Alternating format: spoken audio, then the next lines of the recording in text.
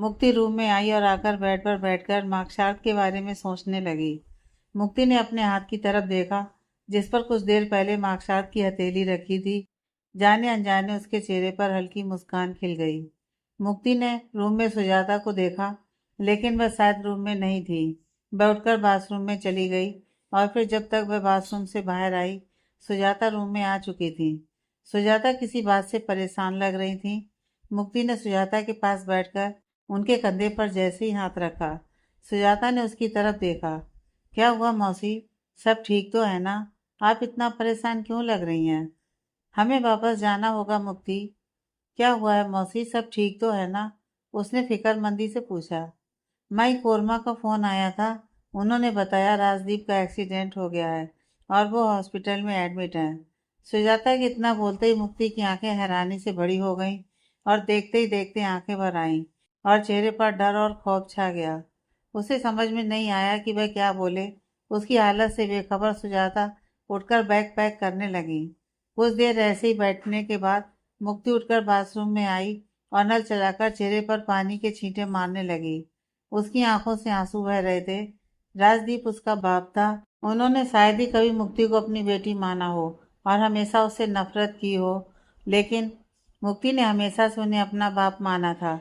उसकी आंखों से आंसू बह रहे थे, लेकिन मुक्ति चेहरे पर पानी के छींटे मार रही थी। कुछ देर बाद वह थके कदमों से चलते हुए रूम से बाहर आई और सुजाता को बैग पैक करते देख आकर बैठ गई। सुजाता अपना और उसका बैग पैक करके रखते हुए बोली, हमें अभी जाना होगा मुक्ति। मैंने टैक्सी पहले से ही बुक कर रखी है, आने वाली है। तुम तैयार हो जाओ। मौसी, हमें वापस नहीं जाना, मुक्ति ने खोए हुए लहजे में कहा। उसकी बात सुनकर सुजाता उसके कंधे पर हाथ रखकर बोली, इस वक्त हमें वापस जाना होगा। राजदीप के ठीक होते ही मैं तुम्हें वापस अपने पास बुला लूंगी।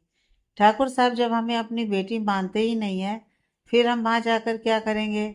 राजदीप आपको अपनी बेटी ना मानते हो, लेकिन आप तो उन्हें अपना बाप मानती हैं ना। आपका वहां जाना जरूरी है बेटा।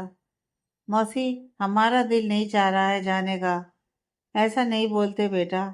देखना आप राजदीप के दिल में आपके लिए जो भी नफरत है, इस बार वो सब खत्म हो जाएगी और आपको राजदीप का प्यार जरूर मिलेगा। हम जानते हैं। कुछ देर सोचने के बाद मुक्ति बोली, हवेली में हमारे लिए कभी कुछ भी बदलने वाला नहीं है। आपके कहने से हम जाने के लिए तैयार हैं, लेकिन अगर इस बार भी कुछ नहीं बदला तो हम वहाँ फिर कभी नहीं जाएंगे। ठीक है, हम भी फिर आपको वहाँ जाने के लिए नहीं बोलेंगे। अब जाकर तुम तैयार हो जाओ, फिर निकलना भी है। हाँ, इतना बोलकर मुक्ति उठकर चली गई। सुजाता उसे जाता देखकर मनी मन बोली, इस बार भी राजदीप का दिल आपको देखकर अगर नहीं पसीजा तो हम वादा करते हैं कभी आपको हवेली जाने नहीं देंगे और राजदीप की परछाई भी आप पर पड़ने नहीं देंगे। उन लोगों से आपका दूर रहना ही सही होगा बेटा। जब तक हम हैं, आपको कभी भी अकेला नहीं छोड़ेंगे।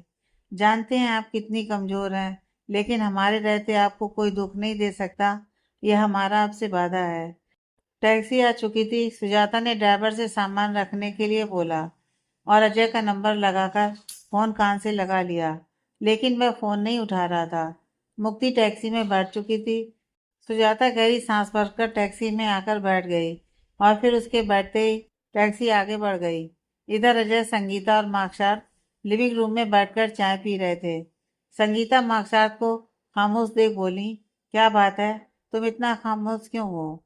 कुछ नहीं माँ, बस ऐसे ही। इतना बोलकर मार्कशार्ट चाय पीने लगा। इस बार अजय ने पूछा, क्या मुक्ति से कुछ बात हुई है? मार्कशार्ट, मुक्ति कह रही थी कि अगर उसके डैड ने हमारे यहाँ रिश्ता करने से मना कर दिया तो वह इसमें कुछ नहीं कर सकेगी। तो इस बात से परेशान हो? नहीं तो मैं क्यों परेशान होऊंगा? मार्कशार्ट नजर चुराते हुए बोला। तुम भूल रहे हो शायद, यह बात मैंने तुम्हें पहले ही बताई थी मार्कशार्ट। अगर मुक्ति के डैड इस रिश्ते से राजी नहीं हुए तो वो मना कर सकते हैं, लेकिन तुम इस बात को सोचकर इतना परेशान होगे, यह नहीं पता था। डैड, आप लोग चाहते हैं मुझे मुक्ति पसंद आ जाए और मैं उससे मिलूं जुलूं, उसे समझने की कोशिश करूं। लेकिन जब मुक्ति मुझे अच्छी लगने लगी है, पसंद आने लगी है, तो आप सब बोल रहे हैं कि मुक्ति के फादर ने इस रिश्ते के लिए मना किया, तो आप भी कुछ नहीं कर सकेंगे। ये सब क्या है डैड? मैं ऐसा नहीं कर सकता। आज मुझे कोई लड़की पसंद आने लगी है, कल को उसके डैड मना कर देंगे, फिर आप किसी और लड़की को मेरे सामने लाकर खड़ा कर देंगे। ऐसा कब तक चलता रहेगा? मुझे नहीं मालूम, लेकिन मैं ऐसा नहीं कर सकता। मुझे मुक्ति से शादी करनी है। मार्शल, तुम ये सब क्या बोल रहे हो बेटा? माँ, मैं जो भी बोल रहा हूँ सही बोल रहा हूँ। मुक्ति के डैड से बात करके इस रिश्ते के लिए हाँ बुलवाई है। उसके बाद ही मैं अब मुक्ति से मिलूंगा। मार्शल, ये सब क्या बोल रहे हो तुम? अजय उसे गुस्सा देख बोले। डैड, आप नहीं समझ रहे। मुझे मुक्ति बहुत पसंद आने लगी है। अगर कल को उसके डैड ने मना कर दिया तो मैं उन लोगों में से नहीं हूँ जिसे ये लड़की नहीं तो कोई और दूसरी लड़की चलेगी। मैं आपको बता दूं, मुक्ति नहीं तो फिर कोई भी नहीं। जब तक रिश्ता फाइनल नहीं हो जाता मैं मुक्ति से नहीं मिल सकता। इतना बोलकर माक्षात ने चाय का कप टेबल पर रखा और वहां से अपने रूम में चला गया। संगीता माक्षार्थ की बात सोचते हुए बोली, हमारा बेटा बहुत समझदार है। माक्षार्थ जो भी बोल रहा है बिल्कुल सही बोल रहा है। आप सुजाता से एक बार बात करके देखें। जितनी जल्दी मुक्ति हमारे बेटे की जिंदगी में आएगी उतना ही अच्छा होगा। हाँ, तुम और माक्षार्थ बोल तो सही रहे हो। मैं सुजाता से बात करके देखता हूँ। इतना बोलकर अजय भी उठ खड़े हुए और अपने रूम की तरफ बढ़ गए। अजय अपने रूम में आए और टेबल पर रखा अपना फोन उठाकर देखा। सुजाता की मिस्ड कॉल पड़ी थी। अजय ने उसे कॉल बैक किया और फोन कान से लगा लिया। फोन बंद आ रहा था। अभी कुछ देर पहले ही तो सुजाता की कॉल आई थी, अब फोन बंद है।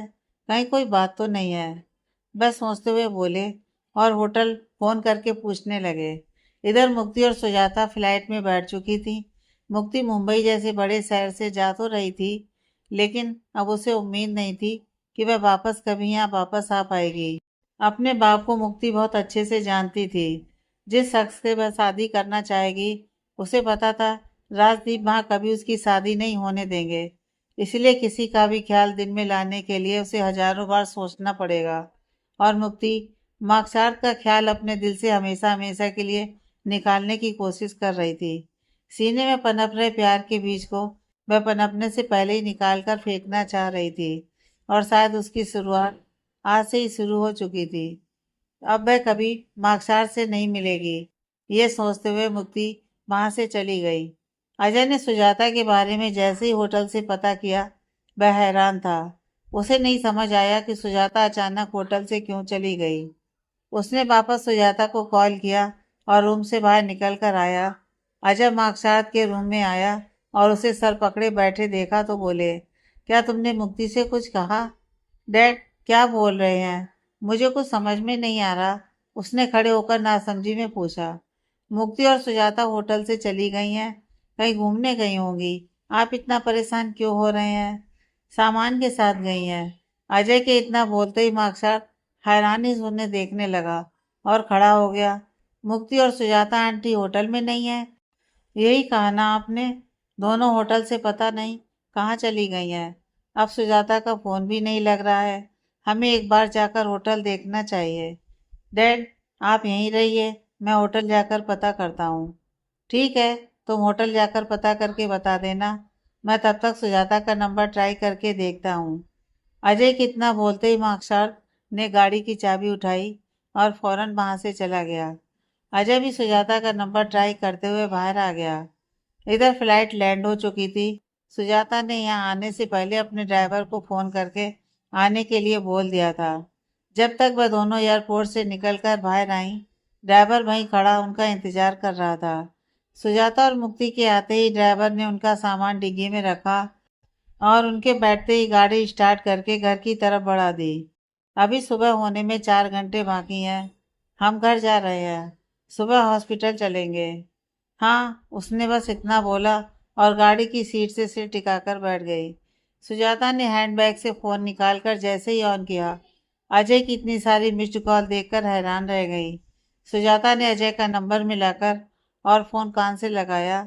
इधर दूसरी तरफ अजय अभी भी हैरान परेशान लिविंग रूम में इधर उधर चक्कर काट रहा था और बार बार फ़ोन की तरफ देख रहा था।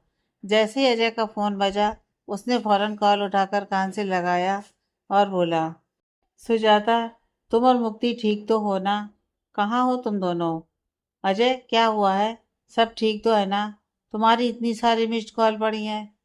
पहले तुम ये बताओ, तुम हो कहाँ? मैंने होटल में पता करवाया, तुम वहाँ नहीं थी।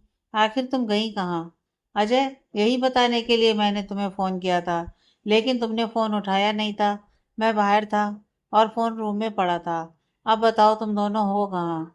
हमें एक इमरजेंसी की वजह से वापस आना पड़ा है। तुम्हें बताने का वक्त ही नहीं मिला। क्या हुआ है? वहाँ सब ठीक तो है ना? मुक्ति के फादर का कार एक्सीडेंट हो गया है, इस वजह से हमें इस वक्त वापस आना पड़ा है। मुक्ति तो ठीक है ना? हाँ, वो ठीक है, मेरे साथ ही है। मुक्ति के फादर की कंडीशन कैसी है? कुछ पता है आपको? नहीं, अभी तक हम घर नहीं पहुंचे हैं, रास्ते में हैं। और बहुत रात भी हो गई है। कुछ देर घर जाकर आराम करने के बाद सुबह ही हॉस्पिटल चले जाएंगे। अगर तुम कहो तो क्या हम भी मुक्ति के फादर से मिलने आ सकते हैं? हॉस्पिटल जाकर मैं राजदीप की कंडीशन देखती हूँ, उसके बाद आपको बता दूंगी। ओके, तुम वहां पहुंचकर हमें इन्फॉर्म कर देना, हम आ जाएंगे। चलो मैं रखता हूँ फ़ोन, फिर बात करते हैं। इतना बोलकर सुजाता ने कॉल कट की और फ़ोन वापस बैग में डाल दिया। मौसी, हम एक बात कहना चाहते हैं आपसे। मुक्ति सुजाता की तरफ देखकर बोली। हाँ कहो, क्या कहना चाहती हो? जब तक ठाकुर साहब पूरी तरह ठीक नहीं हो जाते, आप उनसे हमारे बारे में कोई बात नहीं करेंगी और ना ही अंकल आंटी को यहाँ बुलाएंगे। मुक्ति बेटा, तुम ये क्या बोल रही हो? हम जो बोल रहे हैं सही बोल रहे हैं। आपको हमसे वादा करना है, आप उनसे इस बारे में अभी कोई बात नहीं करेंगी। लेकिन मुक्ति, मार्कशार्थ और उसके पेरेंट्स आपको पसंद करते हैं और चाहते हैं जल्द से जल्द तुम्हारी और मार्कशार्थ की शादी हो जाए। आपको हमसे वादा करना है मौसी, प्लीज कुछ दिन उन्हें रुकने का बोलिए। ओके, लेकिन हम राजदीप से मिलने के बाद ही अजय को यहाँ ना आने के लिए बोलेंगे। ठीक है मौसी, हम कुछ दिन इन सब से दूर रहना चाहते हैं और इस वक्त उन लोगों का यहाँ आना सही नहीं है। इधर अजय ने मार्कशार्थ को फोन करके घर आने के लिए कहा और उसके आने का इंतजार करने लगा। मार्कशार्थ ने वापस आते ही अजय से पूछा, डैड, आपने मुझे वापस क्यों बुलाया? मैं मुक्ति और आंटी को ढूंढने की कोशिश कर रहा था। अब उन्हें ढूंढने की जरूरत नहीं है। क्या कह रहे हैं आप? क्यों ढूंढने की जरूरत नहीं है? आंटी और मुक्ति को क्या उनका पता चल गया है? क्योंकि वो दोनों वापस अपने शहर जा चुकी हैं। वापस जा चुकी हैं? उसने हैरानी से पूछा। मुक्ति के फादर का एक्सीडेंट हुआ है, इमरजेंसी में उन्हें यहाँ से जाना पड़ा है। ओह, अब कैसी तबीयत है उनकी? और दोनों पहुंच गई हॉस्पिटल? अभी रास्ते में है और घर जा रही हैं। सुबह हॉस्पिटल जाएंगी। मार्कसात काउच पर बैठकर गहरी सांस भरकर बोला, एटलीस्ट जाने से पहले उन्हें फोन करके बता तो देना चाहिए था। मैं पूरे शहर में पागलों की तरह उन्हें ढूंढ रहा था। उन्होंने मुझे फ़ोन किया था बताने के लिए, लेकिन मेरा फ़ोन मेरे पास नहीं था, जिसकी वजह से मुझे पता नहीं चला। अब सुजाता की कॉल आई थी, उसने ही बताया है। तो फिर कब चलना है मुक्ति के फादर से मिलने? अभी नहीं जा सकते, सुजाता खुद बताएगी कब हमें वहाँ जाना है। ओके, मैं सोने जा रहा हूँ, बहुत थक गया हूँ, सुबह ऑफिस भी जाना है। गुड नाइट, अजय भी वहाँ से जाते हुए बोले। मार्कसात ने उन्हें गुड नाइट बोला और अपने रूम में सोने चला गया। आज मुक्ति सुजाता के साथ न सोकर अपने कमरे में सो रही थी। वह लेटी एकटक सीलिंग को ताक रही थी। मन बहुत उदास था। ठाकुर साहब की तरफ से या फिर मार्कसात और उसके शहर से दूर आई इस वजह से कुछ कह नहीं सकती थी। रह रहकर मन भारी हो रहा था और आंखों में नमी छलक रही थी, जिन्हें वह आंखों से बाहर न आने देने में बहुत मशक्कत कर रही थी। मुक्ति ने जैसे ही आंखें बंद की, दोनों आंखों के कोर भीग गए और कनपट्टी भिगोने लगे। आज तक जिंदगी ने उसके साथ खेल ही ऐसा खेला है, जिससे वह बाहर निकलने की बजाय और अंदर घुसी जा रही थी। कल का दिन था उसके पास और उसे इंतजार था कल के दिन का, और देखना बाकी था राजदीप का उसके लिए व्यवहार कैसा हो सकता है। क्या कुछ बदला है या फिर ऐसे ही हमेशा रहने वाला है? और फिर अगले दिन मुक्ति सुजाता के साथ हॉस्पिटल जाने के लिए निकल गई। मन में डर और घबराहट हो रही थी, जिसे मुक्ति भली भांति समझ और महसूस कर रही थी। सुजाता ने मुक्ति के हाथ पर अपना हाथ रखा और हल्के हाथ से दबाते हुए बोली, इतनी परेशान मत हो, सब ठीक होगा। हमें घबराहट हो रही है और डर भी लग रहा है। ठाकुर साहब हमें अपने सामने देखकर ना जाने क्या रिएक्ट करेंगे। बस यही सोच रहे हैं। राजदीप, कुछ नहीं सोचेंगे, तुम ज़्यादा मत सोचो। हाँ। और फिर गाड़ी हॉस्पिटल की पार्किंग में आकर रुकी। सुजाता गाड़ी से निकलकर बाहर आई, लेकिन मुक्ति को अभी तक बैठा देख उसे आने के लिए कहा तो वह बाहर निकलकर आ गई और सुजाता के साथ अंदर की तरफ बढ़ गई। सुजाता मुक्ति के लिए हॉस्पिटल में पहुंची और रिसेप्शन पर राजदीप का रूम पूछकर चली गई। मुक्ति सुजाता का हाथ थामे चल रही थी। राजदीप के रूम के बाहर उन्हें मिताली खड़ी दिखाई दी। सुजाता ने मुक्ति की तरफ देखा और मिताली के पास आई।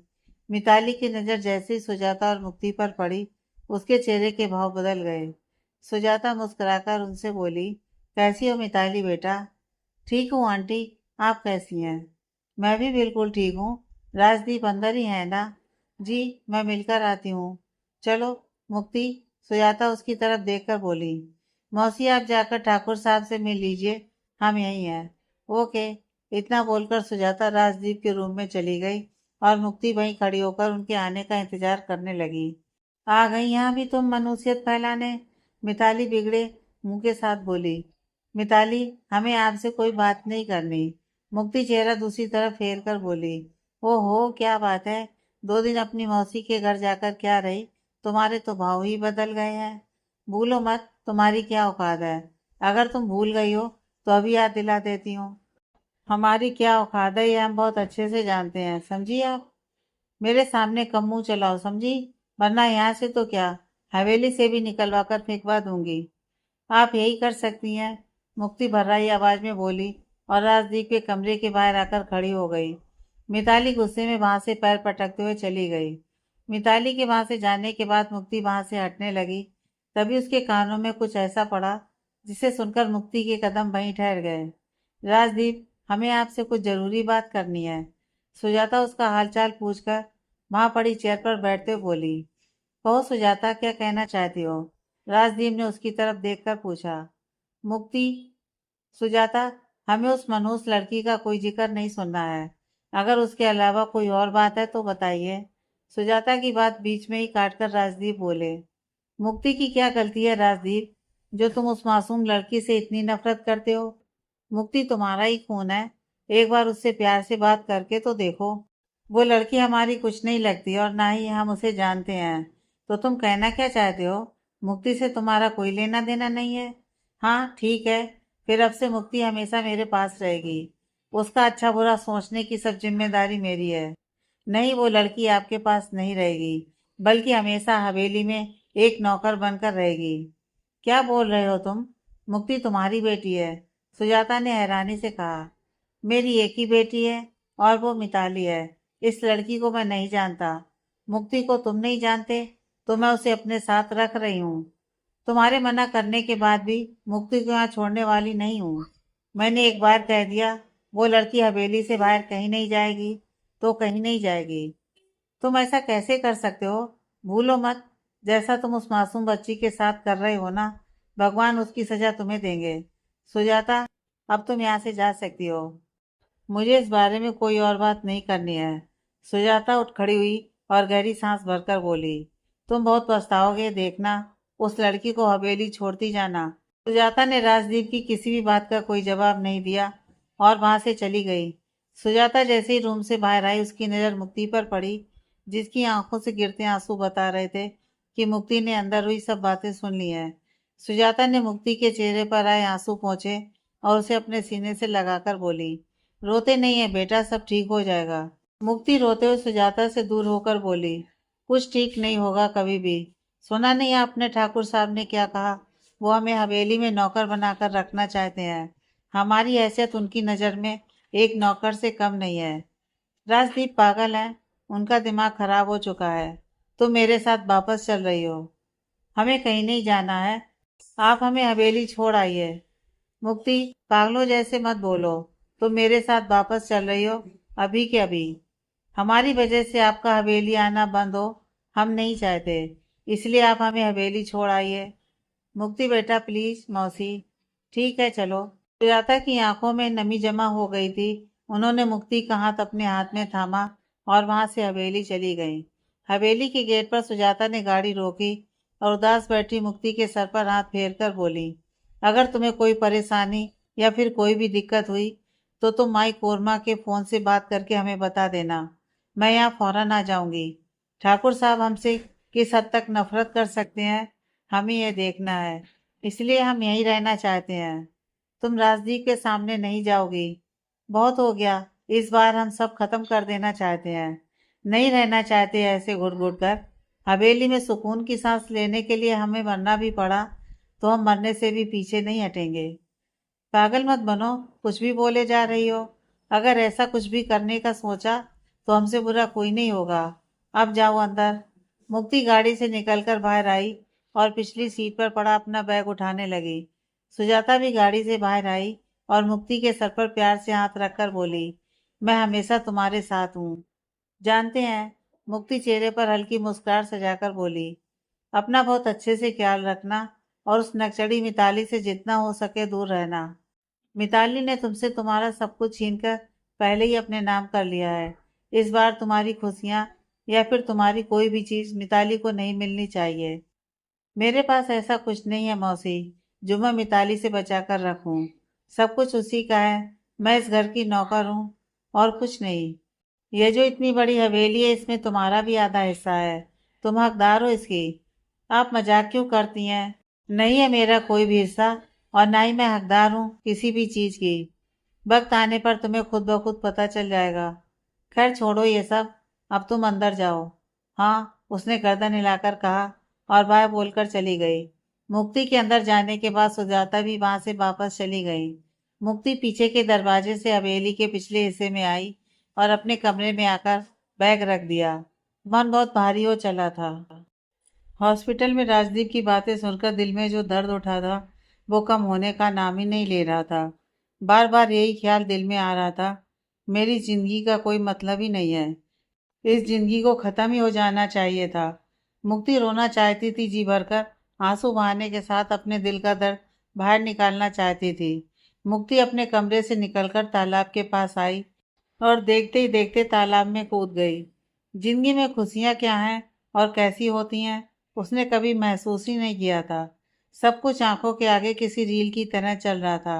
कोई लाइफ में ऐसा मौजूद नहीं था जिसके लिए जीना उसे सही लगा हो। ये दुनिया और यहाँ के लोग मतलबी होते हैं। मुक्ति तालाब में डूबती जा रही थी।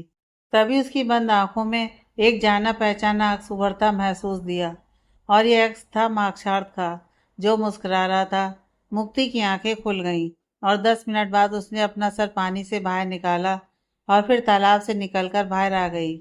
कितनी देर तक वह वहीं बैठी रही उसे खुद पता नहीं चला और फिर अंधेरा होने लगा। मुक्ति ने सामने देखा और उठकर खड़ी हो गई। एक बार फिर उसने ऊपर की तरफ चेहरा करके देखा और वहां अपने कमरे में चली गई। सुबह से कुछ खाया नहीं था जिस वजह से मुक्ति को भूख लगी थी। उसने अपने कपड़े बदले और अंदर हवेली के किचन एरिया की तरफ चली गई। माई कोरमा रात के खाने की तैयारी कर रही थी। अचानक जब उनकी नज़र मुक्ति पर पड़ी तो उनके चेहरे पर मुस्कुराहट आ गई। मुक्ति उनके पास आकर बोली, माई कैसी हैं? हम ठीक है बेटा। आप कब आई और हमें बताया क्यों नहीं? आप आ रही हैं। बताने का वक्त ही नहीं मिला, वरना हम आने से पहले आपको बताते। सुजाता बिटिया छोड़कर गई होगी ना? जी मौसी, हमें मौसी छोड़कर गई हैं। आप बताइए कैसी हैं? हम एकदम ठीक है बेटा। आप कैसी हैं? हम भी एकदम बढ़िया हैं माई। अच्छा ये बताइए खाने के लिए कुछ है? हमें बहुत भूख लगी है। आप ये बताइए आपको क्या खाना है, हम अभी बना देते हैं। इस वक्त जो भी बना है खाने के लिए वही दे दीजिए। ठीक है आप बैठिए, हम अभी खाना गर्म करके देते हैं। माई किचन में पड़ी चेयर की तरफ इशारा करके बोली। मुक्ति किचन से बाहर जाते हुए बोली, हम बाहर डाइनिंग टेबल की चेयर पर बैठे हैं, आप वहीं खाना ले आइए। मुक्ति आप वहां नहीं बैठ सकती, माई फौरन घबराते हुए बोली। मुक्ति ने आंखें छोटी करके पूछा, क्यों नहीं बैठ सकते हैं हम वहाँ? अगर ठकुराइन या फिर मिताली ने आपको वहाँ बैठे देख लिया तो पता नहीं क्या करेंगी। आप अपने कमरे में चलिए, हम वहीं खाना लेकर आते हैं। माई, आपको या फिर किसी को यह बात याद नहीं होगी, इस हवेली में हमारा भी आधा हिस्सा है। हम हवेली में आधे हिस्से के हकदार हैं, इसलिए हम अब से रोज वही करेंगे जो हमारा मन करेगा और अब कोई हमें रोक नहीं सकता। मुक्ति बेटा, माई इतना ही बोली, लेकिन मुक्ति उनकी कोई बात सुने बिना वहां से चली गई। पता नहीं मुक्ति को क्या हुआ है जो ऐसा व्यवहार कर रही है। इतना बोलकर माई ने जल्दी जल्दी हाथ चलाकर खाना गर्म किया और मुक्ति के पास लेकर बाहर आई। माई ने उसके सामने टेबल पर खाना रखा और बोली, जल्दी जल्दी खाइए मुक्ति, इससे पहले कि कोई आपको यहाँ देखे। डरना बंद करें, कोई हमारा कुछ भी बिगाड़ नहीं सकता। इतना बोलकर मुक्ति खाना खाने लगी और माई कोरमा उसके पास खड़ी इधर उधर देखने लगी। उन्हें पता था कि अगर मुक्ति को यहाँ बैठे किसी ने देख लिया तो क्या हो सकता था। इस बार शायद ठाकुर साहब उसे हवेली से बाहर निकाल ना दें। मुक्ति आराम से बैठकर खाना खा रही थी, तभी उसे अपने पास ही कदमों की चाप सुनाई दी। मुक्ति ने मुस्कुराकर गर्दन मोड़कर देखा। लक्ष्मी गुस्से में खड़ी उसे खा जाने वाली नजरों से घूर रही थी। आंटी कैसी हैं आप? मुक्ति मुस्कुराकर उनकी तरफ देखकर बोली। लक्ष्मी ने दांत भींचकर पूछा, तुम यहाँ क्या कर रही हो?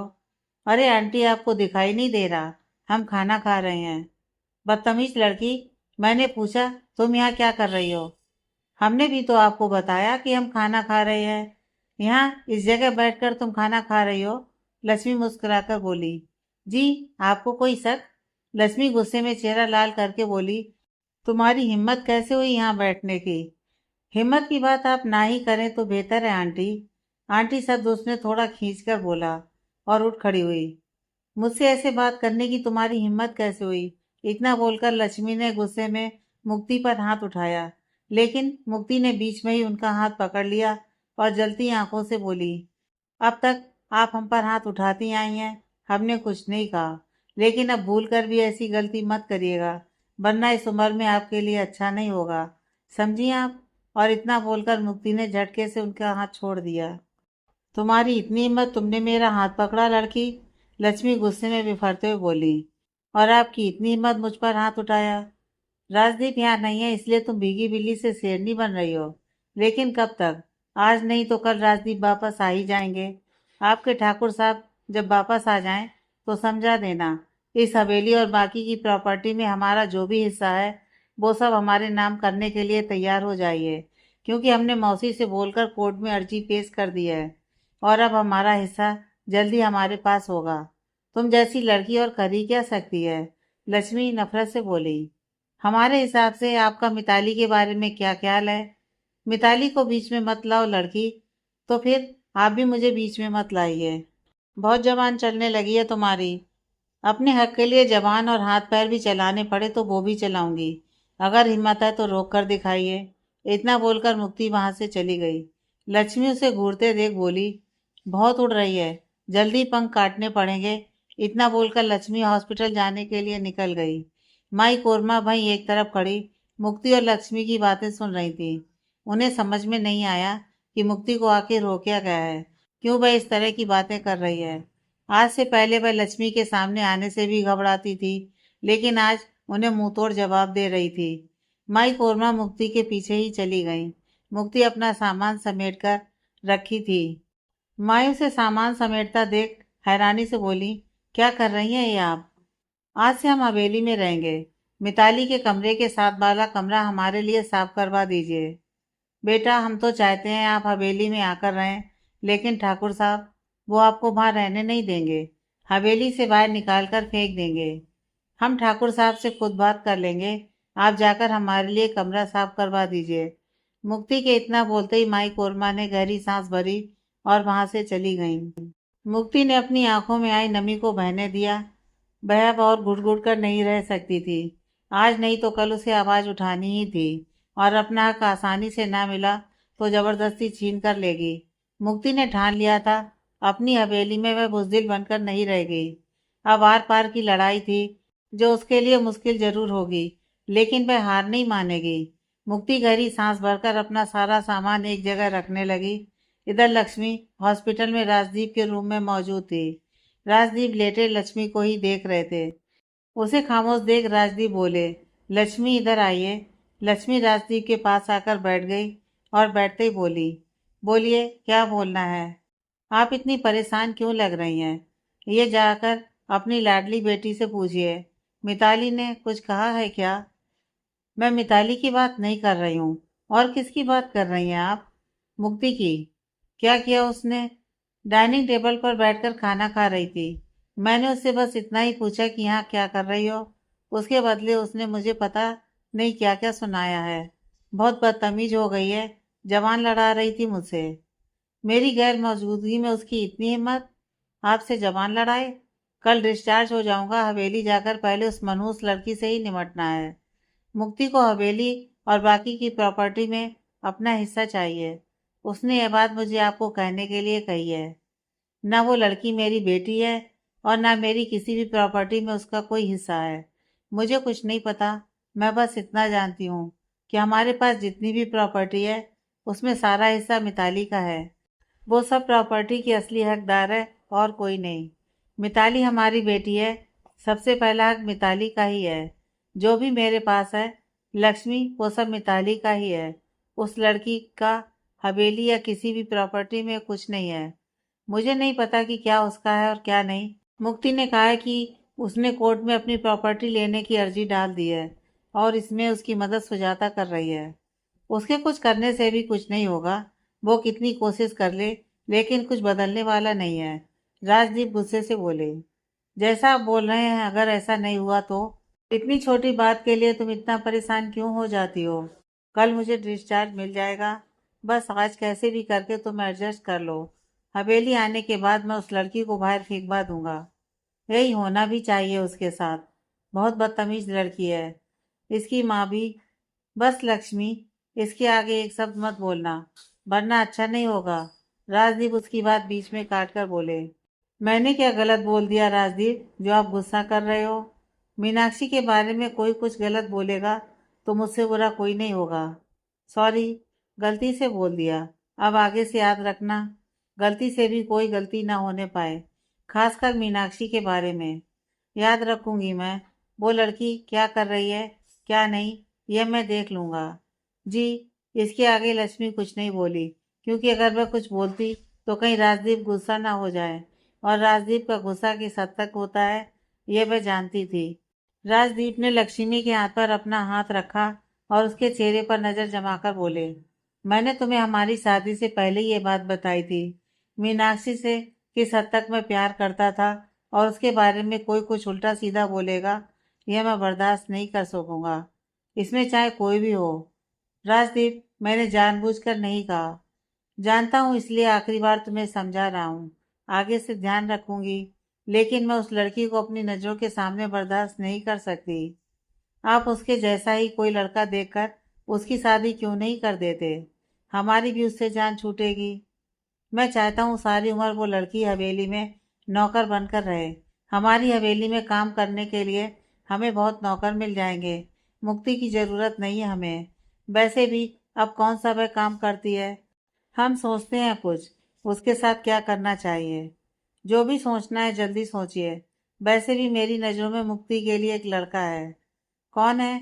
आपका ड्राइवर रमेश है ना? उसका बेटा मंगू है। रमेश का बेटा? जी। लड़का देखने में ठीक ठाक है और अपनी मेहनत मजदूरी करता है। मेहनत से मजदूरी मतलब सड़कों की साफ सफाई करता है। लड़का मुक्ति के लिए एकदम सही रहेगा। उम्र भी उसके जितनी ही है। अभी कुछ दिन रहने दो, उसके बाद रमेश से बात कर लेना। जी। इतना बोलकर मैं मनी मन बोली, तुम्हारी जैसी लड़की ऐसा ही लड़का डिजर्व करती है। मुझसे बदतमीजी करने के लिए तुम्हें यही मिलेगा। तुम्हारी किस्मत की डोरी मेरे हाथों में थमी है। जब चाहूँ खींच सकती हूँ और जब चाहूँ ढील छोड़ सकती हूँ। अब अपनी बर्बादी के दिन गिनना शुरू कर दो। मिताली कहाँ है? सुबह आई थी मुझसे मिलने, उसके बाद से कहीं नजर नहीं आई। अपने दोस्तों के साथ पार्टी में गई है। 2 दिन से आपको लेकर बहुत परेशान थी। मुझसे उसकी हालत देखी नहीं जा रही थी, इसलिए मैंने ही उसे जाने के लिए कहा है। अच्छा किया जो दोस्तों के साथ बाहर चली गई, मन भी अच्छा हो जाएगा। ऐसे ही परेशान हो रही थी। वो मुझे आपसे कुछ बात कहनी थी। हाँ कहो, क्या कहना चाहती हो? मिताली अपने दोस्तों के साथ मुंबई ट्रिप पर जाना चाहती है। मुझसे कह रही थी कि मैं आपसे पूछ लूँ। मुझसे आकर खुद से नहीं पूछ सकती थी? आज से पहले मैंने मिताली को किसी और बात के लिए मना किया है जो आज मना करता? जहाँ जाना चाहती है जा सकती है, और अगर पैसों की ज़रूरत होगी तो मुझसे ले लेना। वैसे कब जा रही है मिताली मुंबई घूमने? शायद कल शाम या फिर रात में चली जाएगी। कोई दिक्कत नहीं है। आप सो जाइए, काफ़ी रात हो गई है। हाँ, तुम भी सो जाओ। जी। इतना बोलकर लक्ष्मी राजदीप के ऊपर ब्लैंकेट डालने लगी। उसने रूम का गेट बंद किया और वहीं पड़े काउच पर आकर लेट गई। लक्ष्मी, एक बात पूछ सकता हूँ? राजदीप उसे लेटा देख बोले। हाँ, पूछिए जो भी पूछना है। तुम मुझे प्यार करती हो? इस उम्र में ऐसा सवाल कोई पूछता है राजदीप?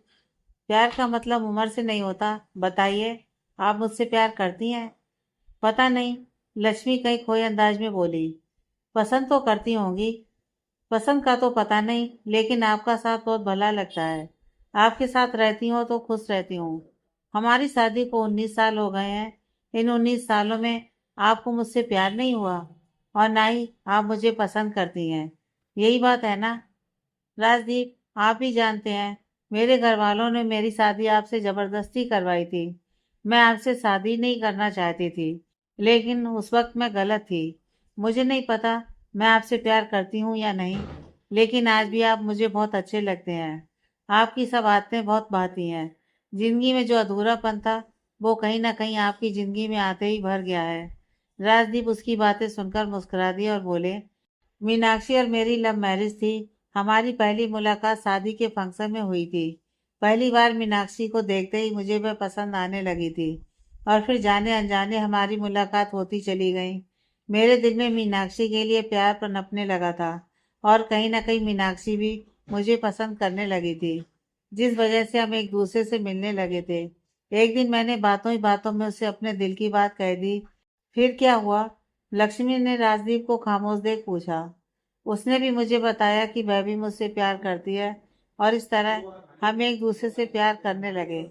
5 साल तक हम रिलेशनशिप में रहे। मैं मीनाक्षी से शादी करना चाहता था, लेकिन हमारे घर परिवार वाले हमारे लिए नहीं मानते। हमें कुछ समझ में नहीं आया कि हम क्या करें क्या ना करें।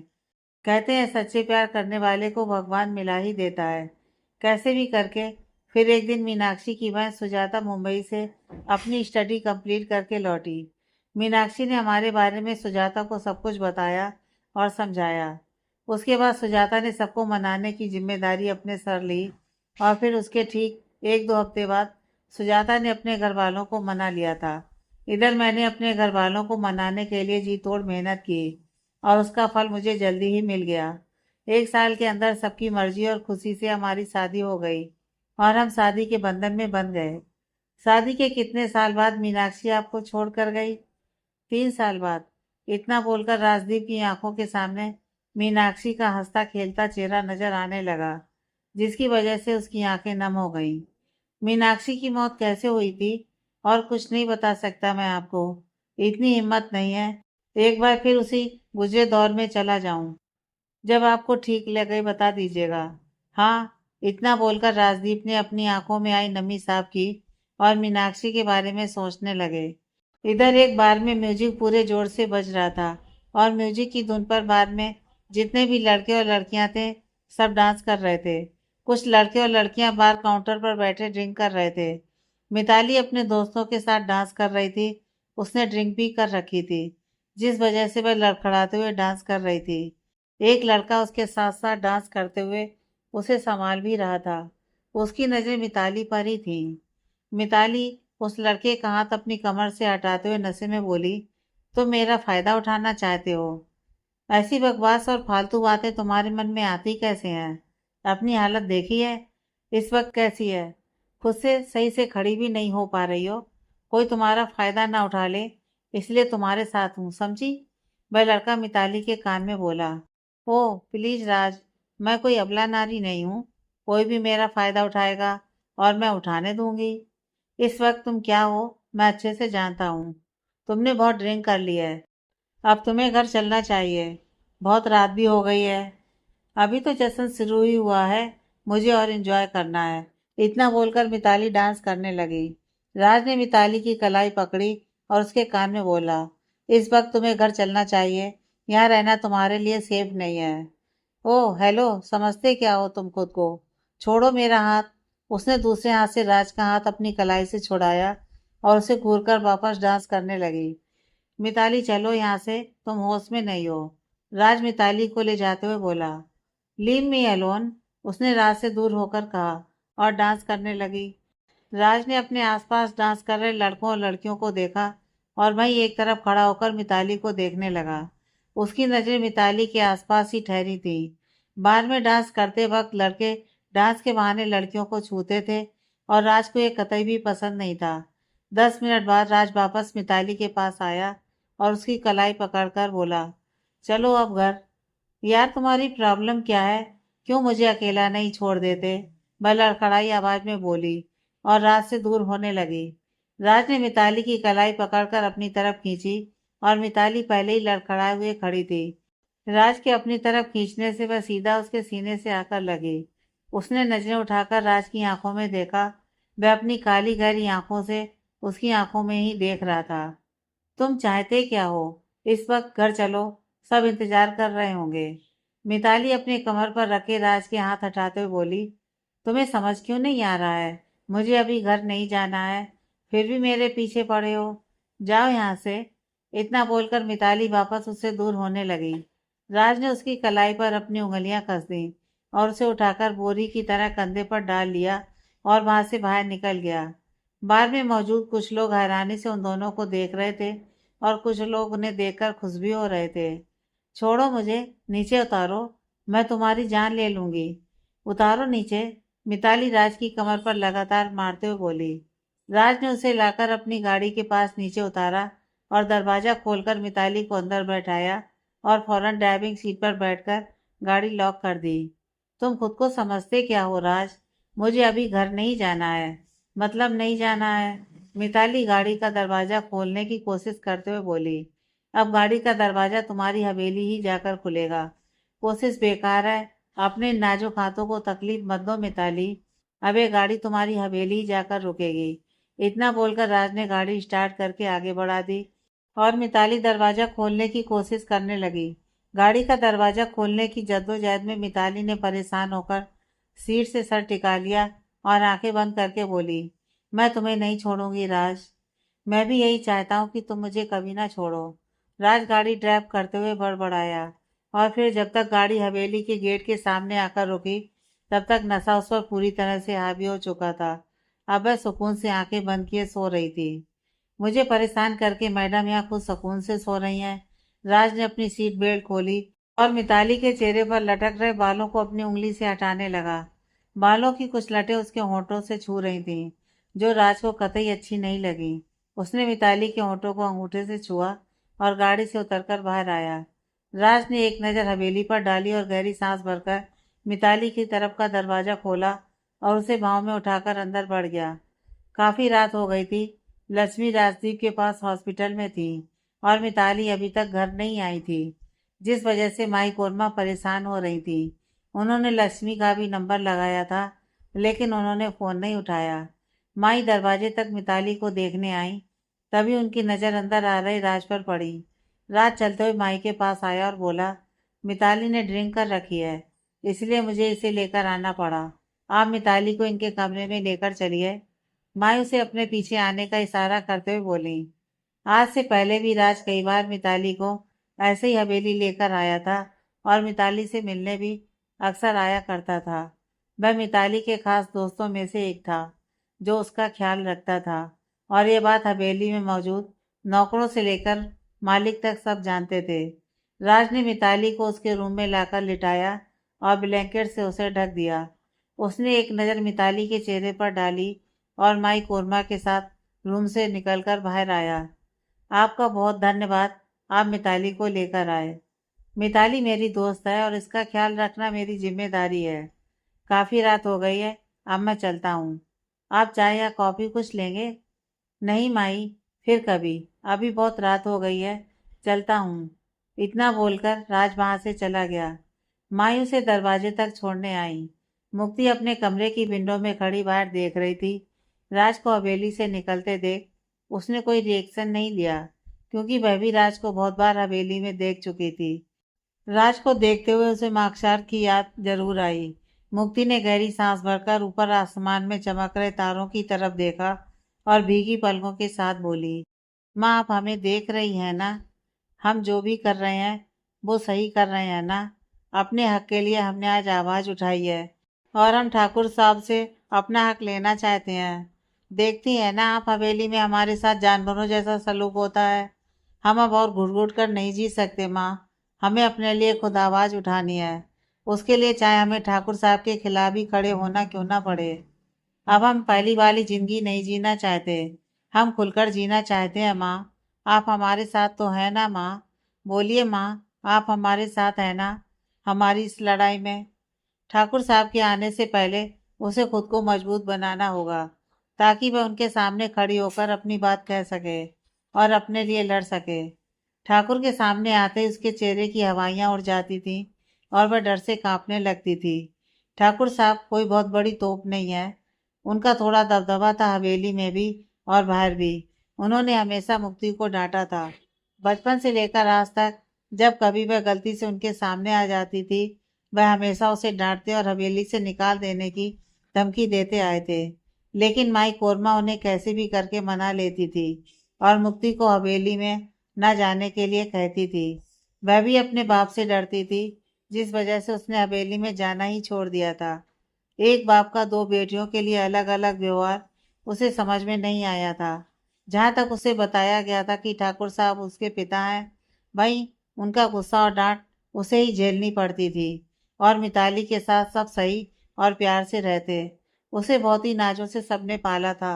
उसकी हर छोटी बड़ी जिद का खास ख्याल रखा जाता था और मुक्ति की कोई ख्वाहिश, कोई जिद ही नहीं थी। शुरू से ही यह सब बातें मुक्ति को चुभती थी और दुख होता था। इसी कारण आज वह ऐसी है। लोगों से बात करने में भी उसको डर लगता था और घर से बाहर निकलते हुए भी खौफ आता था। लेकिन अब वह खुद को मजबूत बनाने की कोशिश कर रही थी और अपने बाप के सामने खड़ी हो सके उसके लिए तैयारी कर रही थी। आज नहीं तो कल उसे इन सबके खिलाफ खड़ा होना ही था और अपना हक वसूलना था। इधर मुंबई में मार्कसार्थ भी अपने कमरे की खिड़की पर खड़ा आसमान में चमक रहे तारों को देख रहा था। नजरें भले ही आसमान में गड़ी थी, लेकिन जहन किसी के ख्याल बुन रहा था। मुक्ति ने जाने से पहले उसे एक बार भी बताना जरूरी नहीं समझा। उस दिन हम दोनों मिले थे और साथ में हमने बहुत वक्त गुजारा था। मैं उससे प्यार करने लगा हूँ, उसे चाहने लगा हूँ। मुक्ति को देखने के लिए दिल तड़प रहा है। उसकी एक झलक ही दिख जाए वो ही बहुत है। लेकिन यहाँ दूर दूर भी उससे बात करने या फिर देखने का कोई आसार नहीं थे। मार्कसात उसके ख्यालों में खोया था। तभी वह अपने रूम से निकलकर नीचे चला आया, जहाँ अभी भी अजय बैठे संगीता से कुछ बात कर रहे थे। मार्कसात को आता देख अजय ने पूछा, अब तक सोए नहीं बेटा? डैड, मुझे आपसे सुजाता आंटी का नंबर चाहिए। क्यों, क्या हुआ? सब खैरियत तो है? जी डैड, सब ठीक है। मुझे उनसे मुक्ति के बारे में पूछना है। मैं तुम्हें सुजाता का नंबर व्हाट्सएप पर सेंड कर रहा हूँ। Okay dad. वह इतना ही बोला। अजय ने टेबल से फ़ोन उठाया और उसे सुजाता का नंबर सेंड कर दिया। अपने मोबाइल का नोटिफिकेशन बजते ही मार्कसात फ़ोन देखकर बोला, थैंक्स डैड। इतना बोलकर वह वापस चला गया। उसे जाता देख संगीता उदास होकर बोली, पता नहीं क्यों मेरा बच्चा उदास रहने लगा है। मुझे बहुत फिक्र हो रही है मार्कसात की। तुम बिल्कुल पागल हो, इतनी सी बात तुम्हें समझ नहीं आ रही? मार्कसात मुक्ति से प्यार करने लगा है और उसके जाने से उदास है। इसलिए सुजाता का नंबर लिया है ताकि मुक्ति से बात कर सके। आप सुजाता से बात करिए ना। हमें कब वहाँ आना है पूछ कर बता दें। मेरा बेटा बहुत परेशान है मुक्ति के लिए। मैं मार्कसात को ऐसे नहीं देख सकती। प्लीज बात करिए। तुम परेशान मत हो, मैं करता हूँ सुजाता से बात। इधर बेल जा रही थी, लेकिन कोई फोन नहीं उठा रहा था। आखिरी बेल जैसे ही बजकर कॉल करती है, उधर से कॉल रिसीव हो चुकी थी। हेलो। सुजाता की आवाज मार्कसात के कानों में जैसे ही पड़ी, वह तुरंत बोला, आंटी कैसी हैं आप? मैं ठीक हूँ, तुम कैसे हो? सुजाता मार्कसात की आवाज पहचानते हुए बोली, मैं भी ठीक हूँ आंटी। वो आपसे कुछ काम था। डैड से आपका नंबर लिया है। जानती हूँ कुछ काम होगा, तभी आपने अजय से हमारा नंबर लिया है। बोलिए, हम आपकी क्या मदद कर सकते हैं? वो आंटी, मुक्ति से बात हो सकती है? उसने मुश्किल से कहा। सॉरी मार्कसात, मैं तुम्हारी बात मुक्ति से नहीं करा सकती। वो एक्चुअली मुक्ति अपने घर वापस चली गई है और उसके पास मोबाइल फ़ोन भी नहीं है। अगर मैं उसका नंबर आपको देती, कब तक मुक्ति आपके पास आएगी? कुछ कह नहीं सकती कब आएगी, उसने उदास होकर कहा। अच्छा कोई बात नहीं, जब मुक्ति आपके पास आए तब मेरी बात उससे करा दीजिएगा। ओके बेटा, मैं एक हफ्ते बाद हवेली जाने का सोच रही हूँ। वहां जाकर मुक्ति से आपकी बात करा दूंगी। अगर आपके पास मुक्ति की कोई तस्वीर है तो क्या आप मुझे सेंड कर सकती हैं? क्यों नहीं बेटा, मैं करती हूँ आपको मुक्ति की कुछ तस्वीरें सेंड।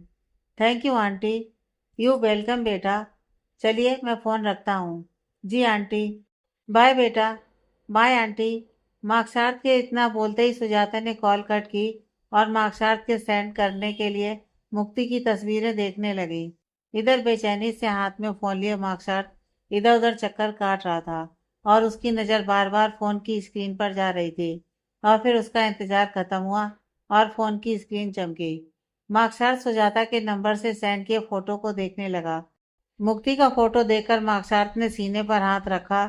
उसके बेचैन दिल को जैसे सुकून मिला। सुजाता ने मुक्ति के बहुत सारे फोटो से सेंड किए थे। मार्कशार्ट मुक्ति के बारी बारी से सारे फोटो देख रहा था। उसके चेहरे पर अब जाकर कहीं ना कहीं मुस्कुराहट थी। रियल में जितनी मासूम और खूबसूरत हो, इन पिक्चर्स में उससे कहीं ज्यादा मासूम लगती हो। मुझे नहीं पता था कि तुम मुझे वहां जाकर याद भी करती होगी या नहीं, लेकिन मैं हर वक्त तुम्हें याद करता हूँ। एक पल भी ऐसा नहीं होता जब तुम मुझे याद नहीं रहती। I miss you so much. I really miss you so much. मार्कशार्ट मुक्ति की तस्वीर चूमकर बोला और वापस सारी तस्वीरें देखने लगा। हम जल्दी तुमसे मिलने तुम्हारी हवेली आ रहे हैं। मेरा इंतजार करना मुक्ति, मेरा इंतजार करना। काश तुमसे मुलाकात का दिन जल्दी ही आ जाए और तुम मेरी नज़रों के सामने हो। जिस दिन तुमसे मुलाकात होगी, पता नहीं खुद को कैसे रोक पाऊंगा। सुबह सवेरे उसकी नींद खुली। आंखें खुलने से पहले सर दर्द से फटा जा रहा था। मिताली ने आंखें बंद किए ही सर पर दोनों हाथ लगाए और उठकर बैठ गई। बाहर से वह घर कैसे आई उसे कुछ याद नहीं था। राज उसके साथ था इतना तो याद था, लेकिन उसके बाद क्या सब हुआ उसे कुछ भी याद नहीं था। मिताली ने टेबल पर रखा अपना पर्स उठाया और उसमें से फोन निकालकर राज को फोन करने लगी। ऊपर से पहली ही रिंग पर राज ने कॉल रिसीव की और बोला, उतर गई या अभी भी चढ़ी है तुम्हें? तुम मुझे घर लेकर आए थे?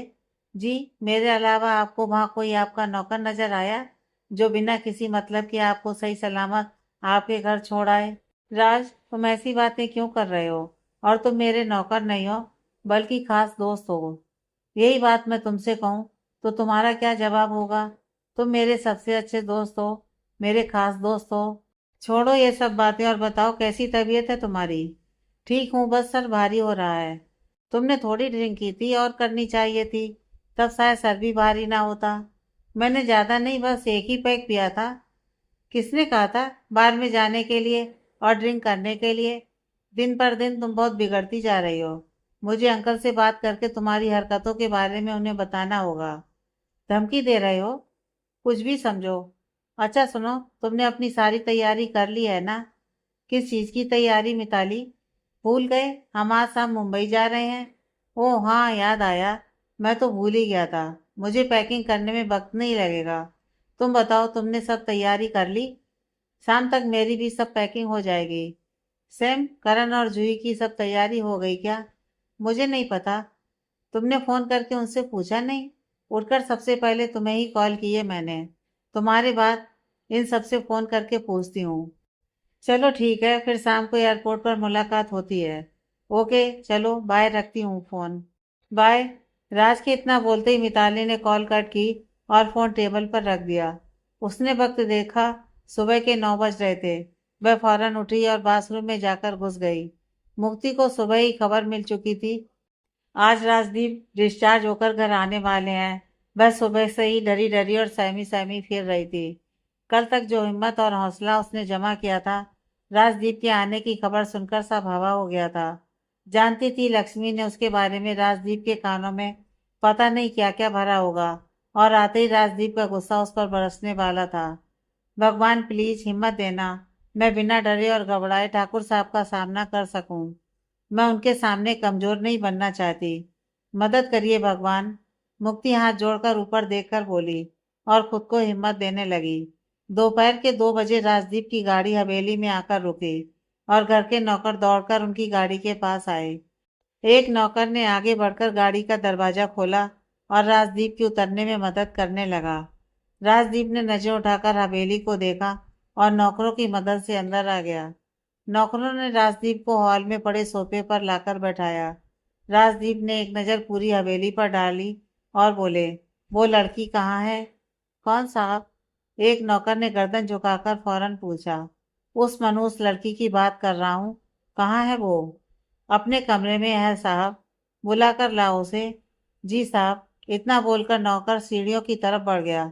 उसे ऊपर जाता देख राजदीप बोले, लगता है तुम्हारा दिमाग भी खराब हो गया है। वो लड़की यहाँ नहीं रहती जहाँ तुम जा रहे हो। साहब, मुक्ति दीदी कल ही ऊपर शिफ्ट हुई हैं, मैं उनको बुलाकर लाता हूँ। इतना बोलकर वह चला गया और राजदीप की आंखों में खून उतर आया।